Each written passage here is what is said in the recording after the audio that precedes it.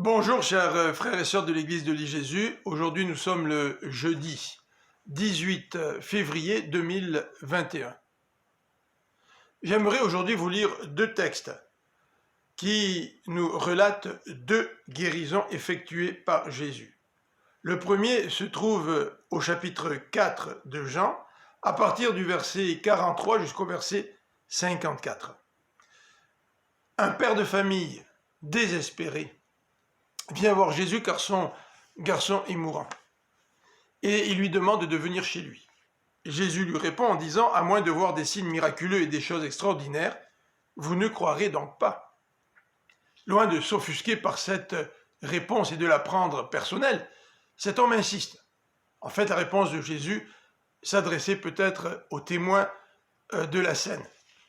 Cet homme lui dit donc « Viens vite avant que mon petit garçon meure. » Et Jésus lui donne une réponse surprenante. « Va, rentre chez toi, ton fils vit. » Jean nous dit que cet homme crut Jésus sur parole et il repartit chez lui.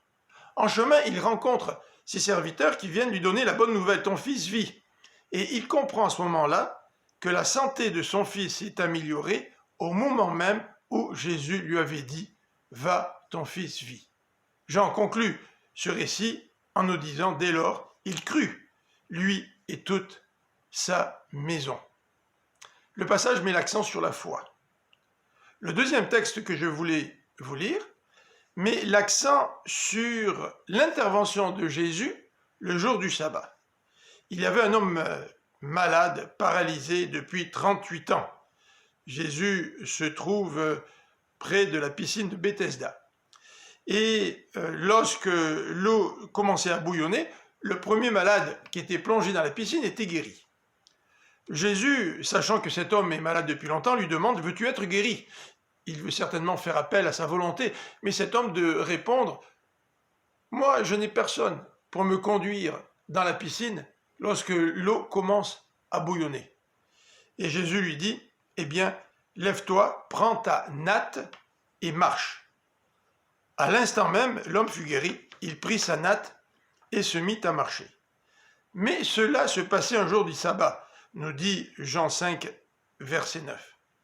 Et les Juifs interpellent cet homme en disant « Tu n'as pas le droit de porter cette natte le jour du sabbat. » Et le paralytique, ou plutôt l'ancien paralytique, leur répond en disant « C'est celui qui m'a guéri, qui m'a dit de prendre ma natte et de marcher. » Mais l'homme n'avait pas pu identifier Jésus. Et devant les Juifs qui lui demandaient qui était donc celui qui l'avait guéri, cet homme est incapable de répondre. Plus tard, Jésus vient le rencontrer.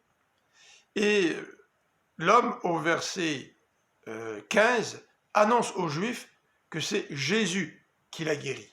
Et les Juifs se mirent donc à accuser Jésus parce qu'il avait fait cela le jour du sabbat.